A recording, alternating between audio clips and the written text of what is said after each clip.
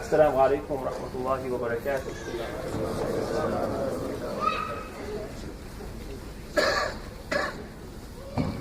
الله أكبر الله أكبر الله أكبر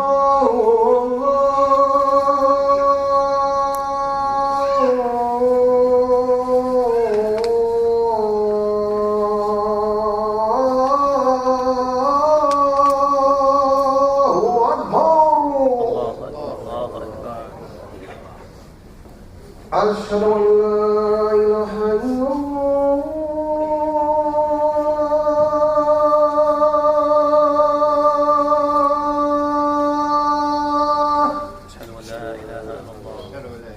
أشهد أن لا إله إلا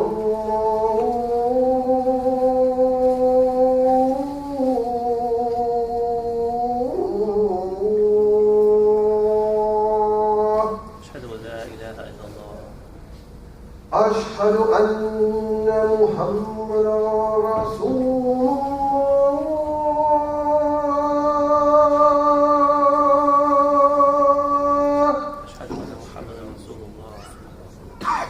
أشهد أن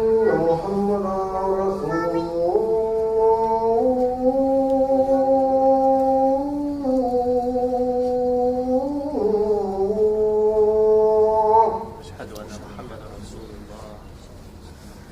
حي على الصلاة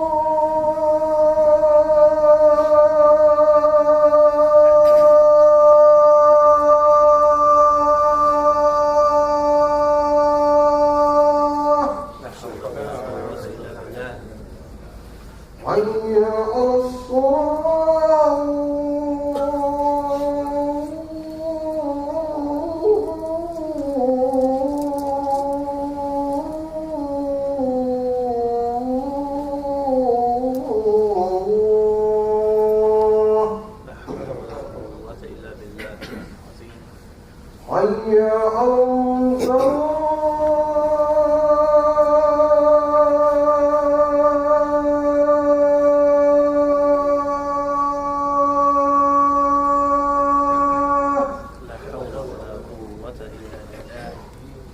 حي على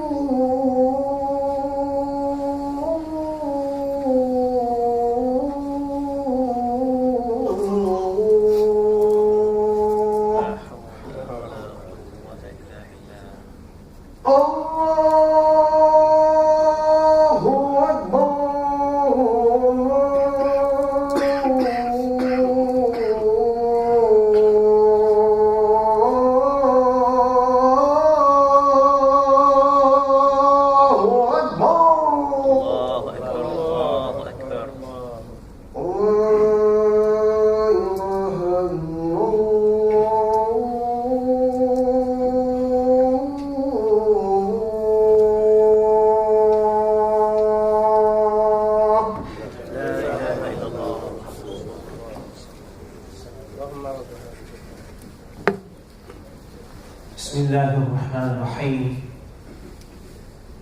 الحمد لله رب العالمين والعاقبة للمتقين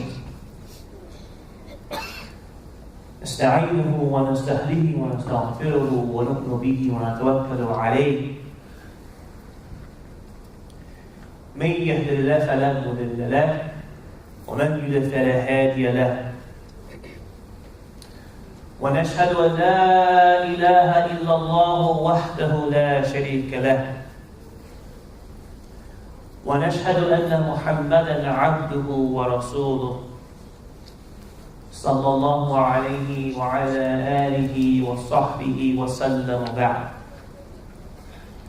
أوصيكم ونفسي بتقوى الله فقد فاز المتقون.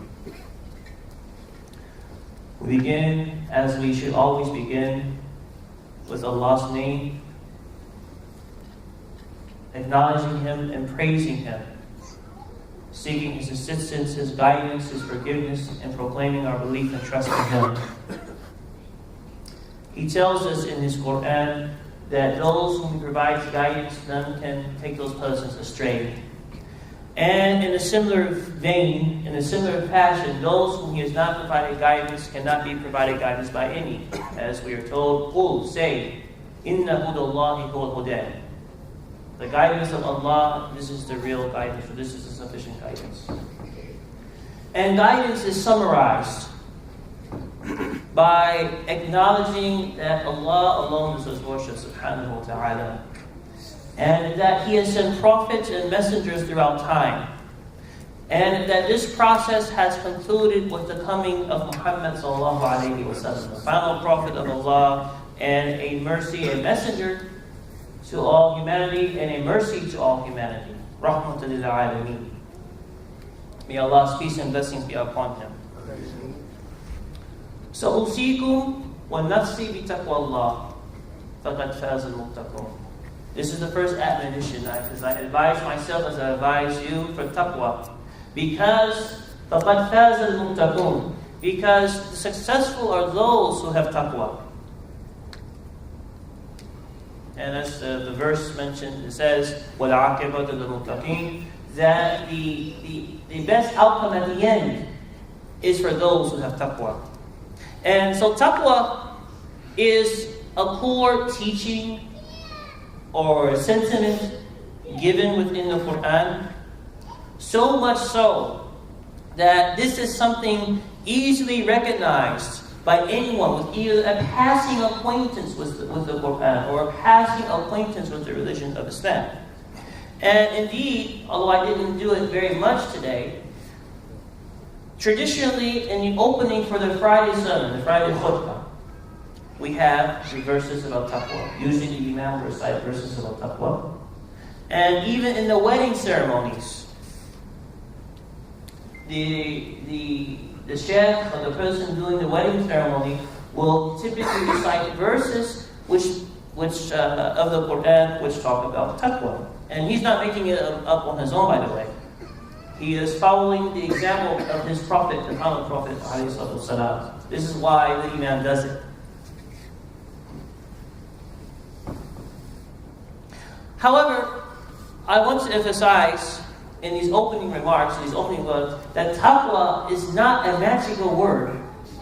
It's not a word that you have on your, you have t-shirts with Nike and all of that. Taqwa is not a word that you put on your t-shirt. It's not a slogan. It's not simply a slogan that you recite. Taqwa is something that has to be cultivated. Again, with these introductory words to this subject, let's look at the Qur'an for a moment. Allah says, He says, ذَلِكَ الْكِتَابُ لَا رَيْبَ فِيهِ هُدًى لِلْمُتَّقِينَ. That this scripture, there is no doubt in it. It is a guidance for those who possess taqwa, who have this notion or this awe or this respect or this understanding about God. So taqwa can be compared to a seed. I don't know if anyone here has a garden, and I'm not asking you to raise your hand if you have a garden.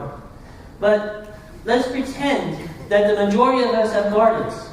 Just for the sake of argument, let's pretend that we have gardens. And so taqwa is like a seed. You plant the seed inside of, so you have to have the proper soil. And maybe you have it in such a way that you make sure it's going to catch the sunlight. And you have it in such a way that you water regularly. And maybe you build a fence around it to protect the garden, to protect what eventually grows from the garden from predators or from animals and such.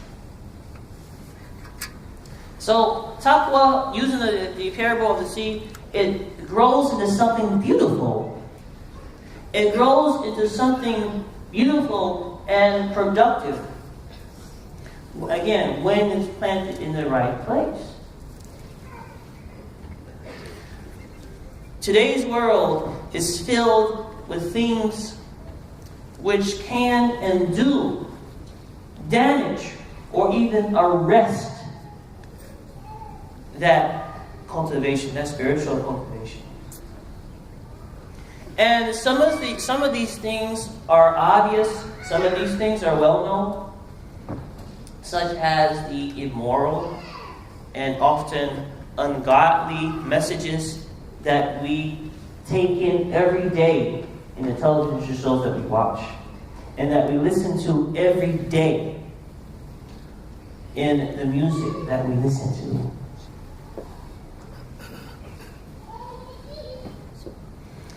And so those two examples are obvious. And these are things that are well known. That in terms of things which damage our taqwa, which damage our spirituality. But there are things that exist in this world that are not so obvious. In other words, their harm to our taqwa or their harm to our spiritual development is not as clear as the examples which I just gave. And I admit that a part of me is reluctant to speak about these things. Because the examples that I'm going to share are controversial. And I don't want people to agree or disagree with me in what I'm going to say, but at least think about what I'm going to say. And there's a hadith in which the Prophet ﷺ is reported to have said, تَفَكْرُوا سَاعَةً خَيْرٌ مِنْ عِبَادَةِ السَّنَةِ. He's reported to have said that contemplating for a single hour, and sa'ah doesn't necessarily always mean hour, can you just mean it's just a moment of time, that contemplation for a single hour is more beneficial than a year's worth of visual worship. So I just want you to think about what I'm going to say. So some of the things which can arrest or stop or cease our development of taqwa include wrong ideas. One of those things is something which is called feminism.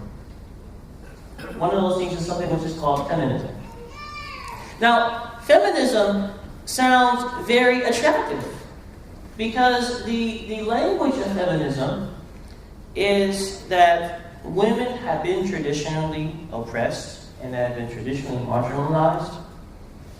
And so, what feminism says, yes, the women, females should be treated fairly and justly. Well, who can disagree with that? No right-minded person, regardless of race or religion, no right-minded person can disagree with that assertion. Yes, women should be treated right. Nobody can disagree with that. However, what happens is, or what the potential to happen, and what does happen actually, is that rhetoric can often go beyond the pale of simply seeking justice for women. Because, and again, this is my view, and I'm welcome to have conversations about this after prayers. To me, it seems that it's turned into a war on men. And even worse than that, it seems as if it wants to seek a conflict between the genders. And when you have a conflict between the genders, you cannot have a stable family. Again, this is a long discussion, but I'm using this one example. So when you have conflict between the genders, war between the genders, as they say, men are from Mars and women are from Venus, or however the sequence goes.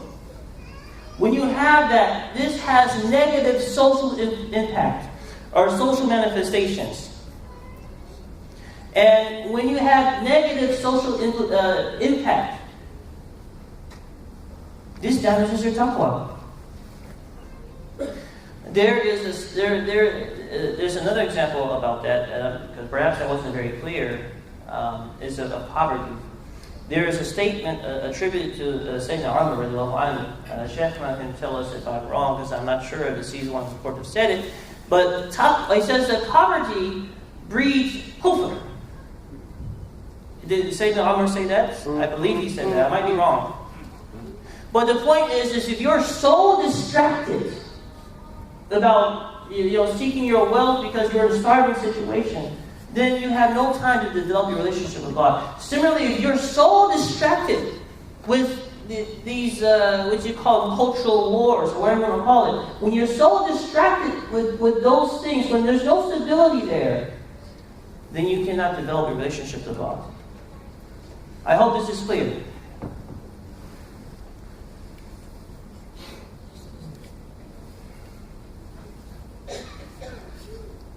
And this actually sometimes it manifests itself even within the religious realm, not just the social realm, but within the religious realm. I'll give 2 examples of that. One is an example within Islam, and one or within Muslims, I should say. Another example is outside of the Muslim community.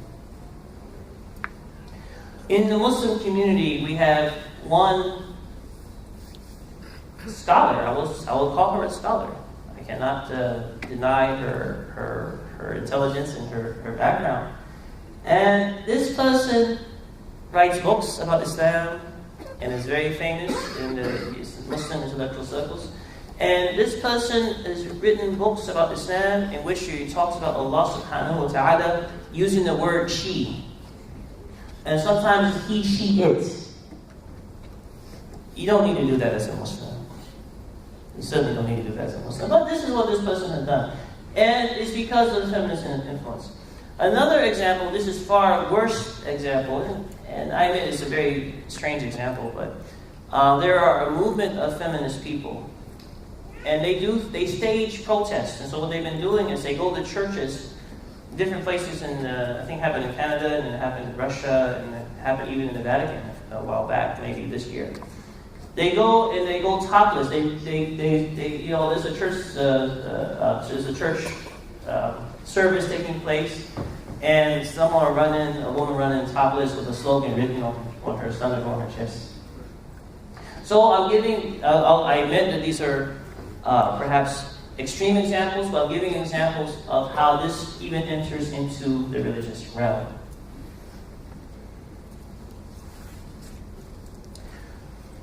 Again, so the subject is about taqwa, about things which can arrest or stop our taqwa.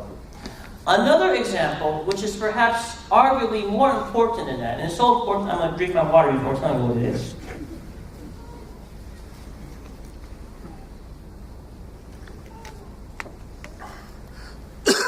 Excuse me. Another example is the example of what is called nationalism. Nationalism. Now, just as feminism arises as a call for justice for women, nationalism arises out of a call for justice for certain ethnic groups, or national groups, or linguistic groups.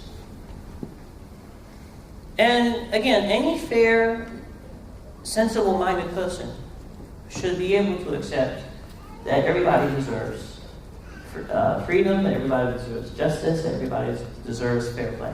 That should be any sensible person, regardless of religious identity, or regardless of racial identity, or regardless of class status. Anybody should be able to accept that as, yes, we should go for this. Everybody should have justice. Everybody should have freedom. Nobody should be oppressed in this world. We all believe in that and accept that, regardless of race or religion.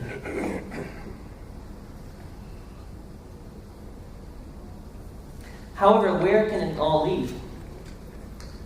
Often we find that call can lead to even creating more hatred, more racial hatred, or more racial injustice, or more national injustice, or more social injustice. And if I restrict this example to just a religious, or this subject to a religious example, there are people, some of whom have some connection to Islam, they say that the black man is God. Heard this before? And as a response, of course, to the centuries of having a white Jesus as God, I know that. But there are people who say that the black man is God. And they quote verses from the Qur'an to prove that. Now, not just any man is God, not just, the black man is God. And again, this is an example I want to share is outside of any connection to Islam. There is one religious community, and they're very active on the East Coast. You see them on the streets, arguing, people walking down the street, And what they do is, they believe this, because I actually took the time to, so I'm interested in these subjects, and I sort of took the time to look at these subjects. This one particular religious group, they believe that Jesus was black. Okay. They believe Jesus is going to return. Okay. But what is he going to come do? He's going to come and enslave all of the non-blacks. That's what they say. Anyone here from the East Coast will know who I'm talking about. And then they believe that Jesus is going to come back, and he's going to enslave all of the non-black races. And in fact, if you go to YouTube, you can see videos where these people are cursing any person walking down the street. They start yelling at them and screaming at them, having argument with them, and saying really foul language. Because they honestly believe that Jesus is going to come back and turn all of mankind, with the exception of black people, as slaves. From a Muslim perspective, this is asabiyya. Or the language of Islam, this is called asabiyya. But, so the point here is this, is that wrong thinking, incorrect thoughts, or incorrect ideologies, or concepts, unbalanced rhetoric, can stop the growth of the soul. In other words, a person gets stuck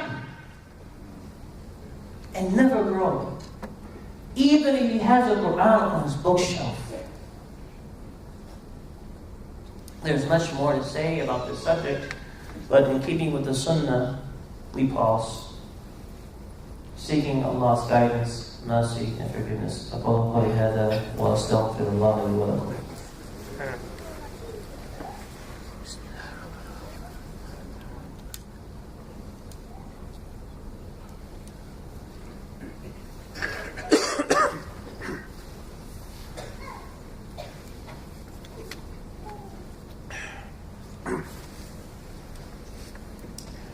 بسم الله الرحمن الرحيم نحمده ونصلي وسلم على رسوله الكريم وبعد. Returning to the subject of Taqwaa, and really returning to the two examples that we've been talking about, nationalism and feminism. What does Islam say about those things? For one thing, Islam says that men and women are equal. They're spiritually equal. Al-mu'minuna wal-mu'minat. Al-muslimuna wal-muslimat. Even al-munafiquna wal-munafiqat. You have in the Qur'an, you have mentioned Muslim males and Muslim females, believing males and believing females, even hypocrite males and hypocrite females. And there are many other examples that I can quote, but the point here is that Islam sees men and women as equal in the most important area, the spiritual area. They can equally go to heaven, or they can equally go to hell.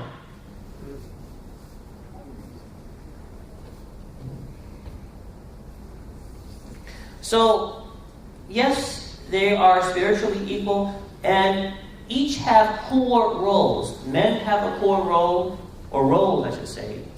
Core roles, for the plural, and women have core roles. And I admit that these issues are subject to negotiation in some regards, between husbands and husbands, and between place and time.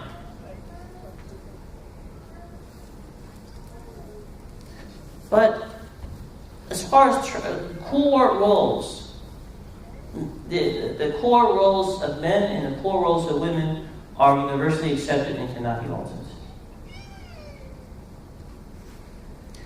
After all, men cannot give birth to children.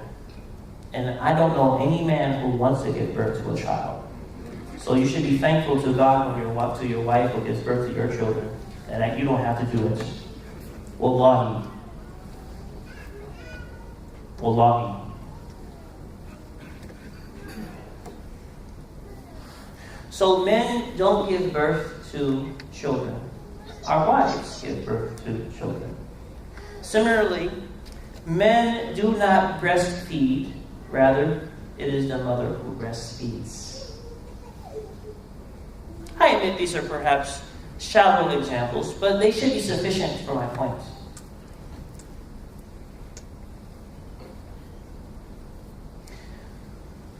Continuing about what Islam says about this, is because sometimes this issue, this question is asked. They say, Islam has different inheritance laws between the genders. That they say women get less inheritance than the male. I say yes, that's right. But what we're forgetting is that male has more burden, more responsibility, Islamically speaking. So that's why he gets more. This is God's wisdom.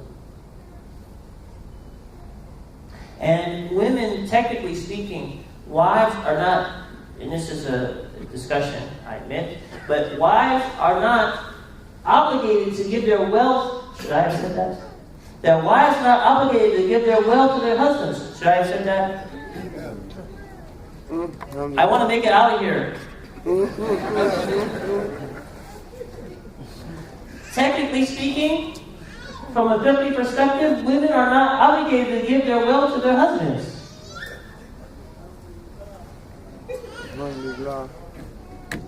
Please don't kill me.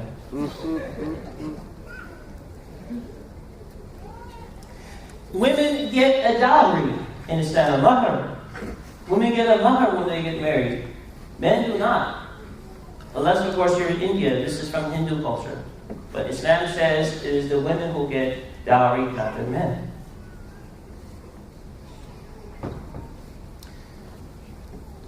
On to the subject of nationalism, or the subject that has to do with nation, race, and ethnicity. Islam recognizes that God has created humanity with its differing colors, tribes, and languages. The famous ayah from Surah Al-Hujurat, إِنَّا وَجَعَلْنَاكُمْ شُعُوبًا وَقَبَائِلَ لِتَعَارَفُوا إِنَّ أَكْرَمَكُمْ عِندَ اللَّهِ أَتْقَاكُمْ إِنَّ اللَّهَ عَلِيمٌ خَبِيرٌ. God has made you into different groups, nations and groups, so that you will know each other. And the most honorable you is not the one who's darkest or tallest or lightest, or has straight hair or has curly hair. The most honorable you in God's sight is those with the most taqwa. Back to the subject of taqwa. Inna akramakum 'inda Allahi atqakum.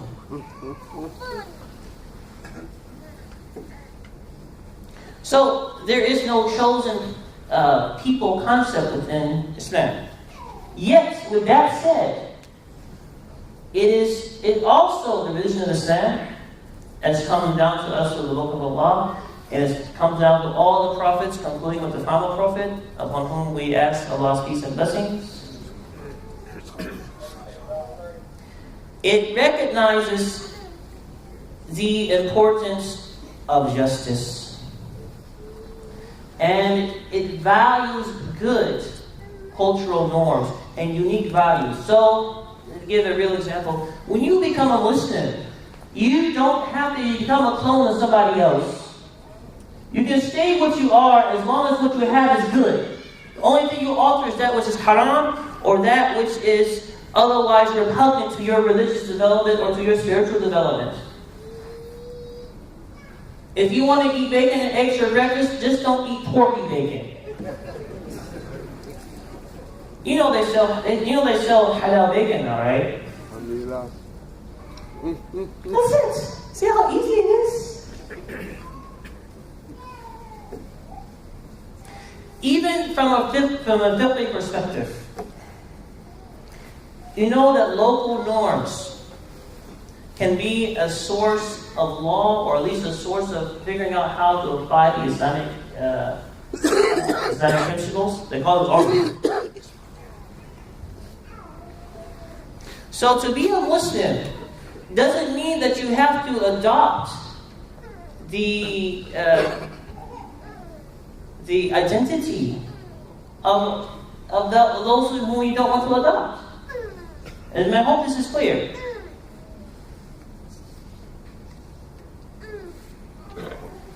So, I want to return to the main points, if I may. Proper foundations are needed for the cultivation of taqwa. And when taqwa